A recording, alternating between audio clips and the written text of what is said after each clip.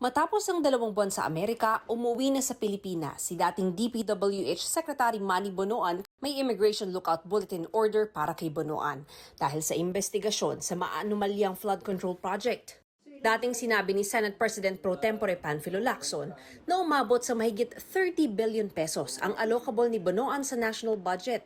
Sinadya rin aniya nitong magbigay ng mali-maling coordinates ng flood control project sa Malacanang. Lumipad pa Amerika si Bonoan noong Nobyembre para samahan ang asawa na magpa-opera.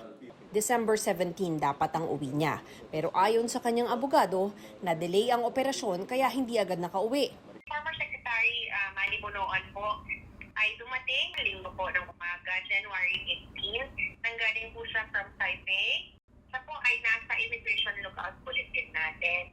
Kaya po ang kanyang pagdating ay nireport po natin agad sa Department of Justice. So far po doon sa ating tala, wala po siyang reported companion na kasama po niyang umuwi na. Kasama niya po ang kanyang spouse na umalis.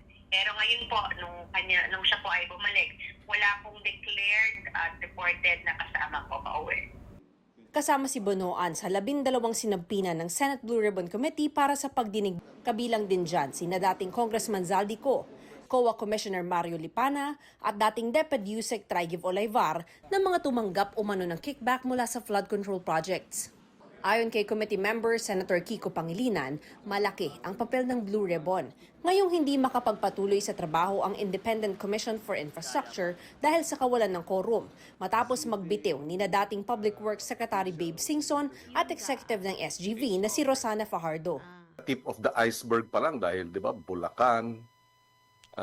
Pero habang hinihiring kasi natin, marami ang mga nagpapadala ng mga text messages. Tingnan din niyo yung Cavite, tingnan din ninyo yung Pangasinan. Parang nasa transition tayo. Wala nang ICI, wala nang quorum. Opo. At hindi naman na ipapasa pa itong Independent People's Commission. Although of course, ang sinasabi ng ibang mga legal experts, nandyan naman talaga yung ombudsman, which is in the DOJ. Kahit daw for later release o hindi kaagad nabigyan ng pondo ang ilang proyekto sa Cabral Files, kailangan pa ring imbestigahan, lalo't may down payment na umano kahit nasa National Expenditure Program pa lang. Saan galing yung pera? And most likely, ang ating tansya dyan galing sa mga kontraktor no, na nag-advance at naniniwalang makukuha nila na yung proyekto dahil rigged nga, meron pa rin katiwalian, no? Meron pa rin komisyon at kickback. Sagot naman ni Pangilinan kay Senador Amy Marcos na nagsabing puro senador ang pinupuntirya sa mga anomalya pero walang kongresista. Inimbitahan silang lahat, di ba? I think 17 ang inimbitahan nung huring hearing. So we can tackle that again. Hindi, dahil nga, well, sinasabing hindi